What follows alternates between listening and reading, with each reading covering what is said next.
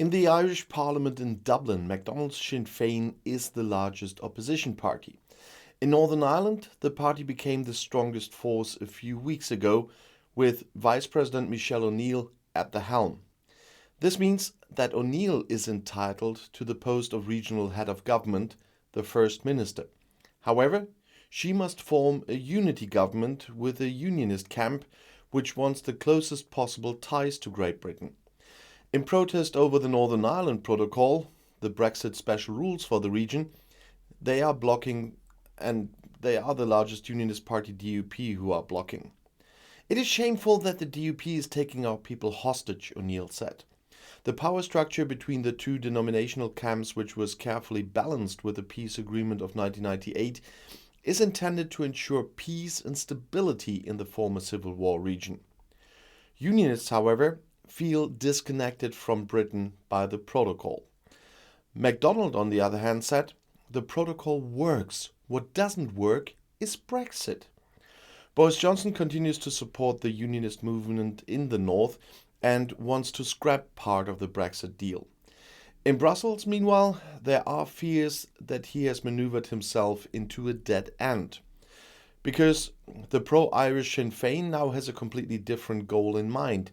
2 weeks after their election victory, Northern Ireland's Sinn Féin boss Michelle O'Neill presented herself as First Minister designate in London for the first time.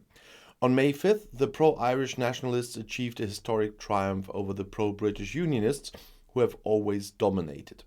However, the 46-year-old cannot form a government in Belfast because the second largest democratic unionist party, the DUP, is blocking it. The DUP don't understand politics or Democrat. Nah. At a meeting with international media, O'Neill accused the British government of jeopardizing the interests of the people of Northern Ireland for partisan and domestic political reasons. Boris Johnson and the Tories are attacking head-on our peace agreement, the Good Friday Agreement, O'Neill said. The 1998 Good Friday Agreement mandates participation of Protestants and Catholics in the executive branch. The DUP has made it a condition of their cooperation that London abolishes the Northern Ireland Protocol agreed in 2019 as part of the Brexit agreement and signed by Prime Minister Johnson. The British Prime Minister Boris Johnson supports the DUP in this demand to the extent that he also wants to delete large parts of the protocol. And as I said, a protocol that he negotiated and signed himself.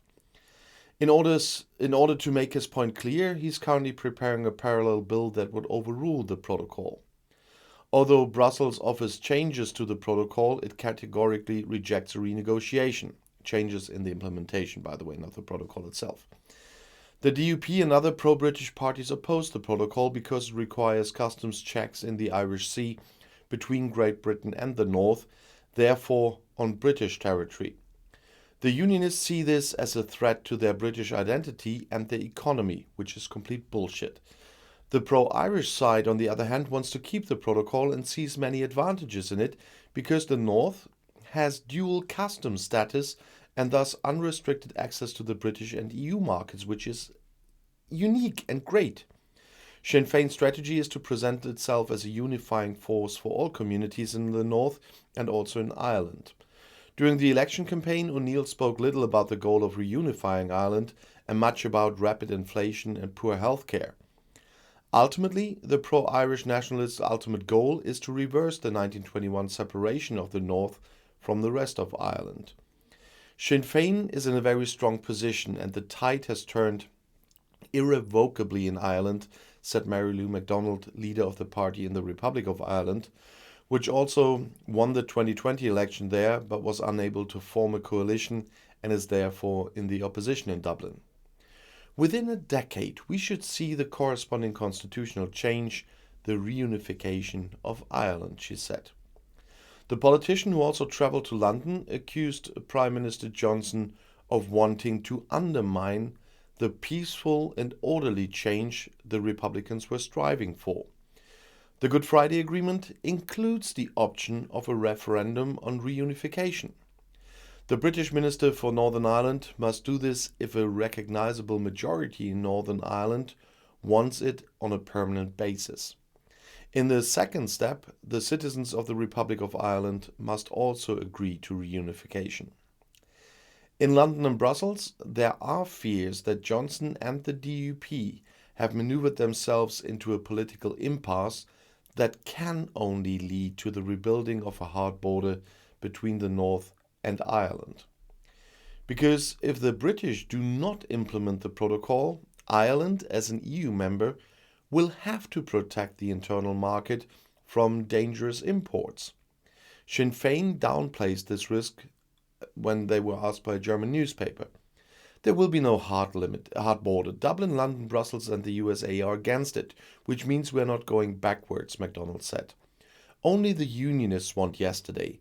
They want the past, but none of us have access to the past anymore. And it's really unbelievable that this is kind of at the moment an alliance of people who only care for their own power and not for democracy. Boris Johnson and the DUP do not care about peace. The only thing they care about is their power. And the DUP already lost it. And as long as they don't come to reality with all the rest of the world, they will cause a lot of trouble and in the worst case, a lot of harm. So we only can hope that there will be some solution. And if we have to wait until 2024, if the English finally come to their senses and vote out this prime minister, I don't know. I'll see you in my next video. Bis gleich.